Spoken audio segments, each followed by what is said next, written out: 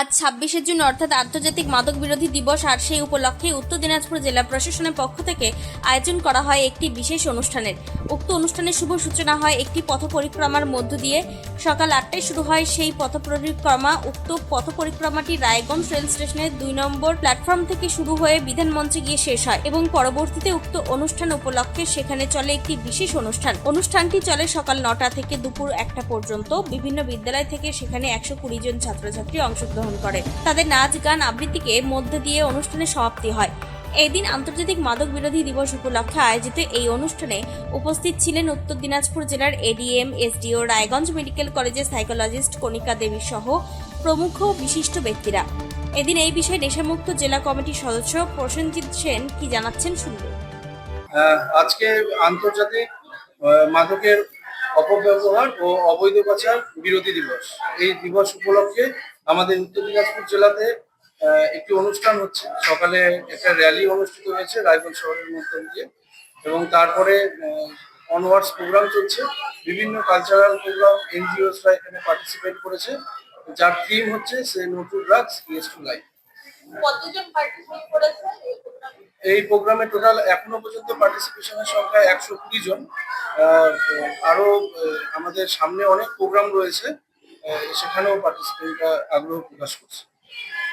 আপনারা বরাবরই সমাজ করার কাজ করে চলেছেন, অথচ গতকালও দেখা গেল একজন ২২ বছর বয়সী তরুণ সে ড্রাগ পাচার করতে গিয়ে ধরা পড়ছে। সমাজে এখনো সেই অর্থে সচেতনতা সুযোগ করছে না।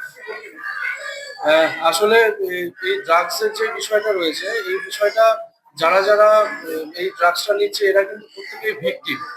একটা অসাধু সার্কেল কাজ করছে এটার পিছনে, যে সার্কেলটা প্রশাসন খুব তৎপরতার সাথে তাদেরকে হ্যান্ডেল করছে। আমরা দেখলাম কালকে যে আমাদের রায়গঞ্জ সার্কেলের মধ্যে যখনই এসে সঙ্গে সঙ্গে প্রশাসনিক তৎপরতার সাথে উনি ধরা পড়েছেন। এই বিষয়ে আমাদের রায়গঞ্জ থানা কিংবা রায়গঞ্জ জেলা পুলিশ যথেষ্ট সক্রিয়। আমরা গোটা বছরই দেখে থাকি ওনারা সক্রিয়তার সাথে এই জিনিসটা হ্যান্ডেল করে ল অ্যান্ড অর্ডার। এই অনুষ্ঠানে বিশেষ অতিথি রয়েছেন আমাদের জেলা থেকে, তো রয়েছেন এডিএম স্যার রয়েছেন, আমাদের এসডিও স্যার রয়েছেন, আমাদের মেডিকেল কলেজ থেকে সাইকোলজিস্ট রয়েছেন কণিকা ম্যাম, তাছাড়াও আমাদের সব্যসাচী ম্যাম রয়েছেন, ডিএসডব্লিউ স্যার রয়েছেন, আরো বিভিন্ন জনেরা এখানে রয়েছেন বিশেষ উপস্থিতি আছে।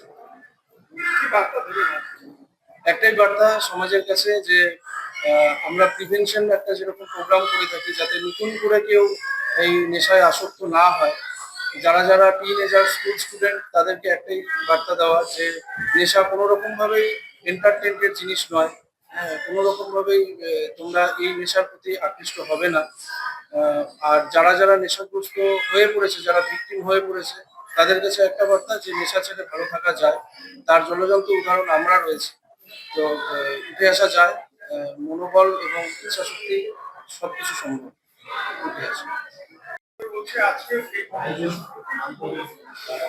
আজকে দেখুন, মূলত আন্তর্জাতিক মাদক পাচার এবং তার সাথে হচ্ছে গিয়ে মাদক বিরোধী যে আন্দোলন, তো সেটারই আজকে একটা মানে সপ্তাহব্যাপী যে প্রক্রিয়া ছিল, প্রোগ্রাম হলো, আজকে শেষ হলো।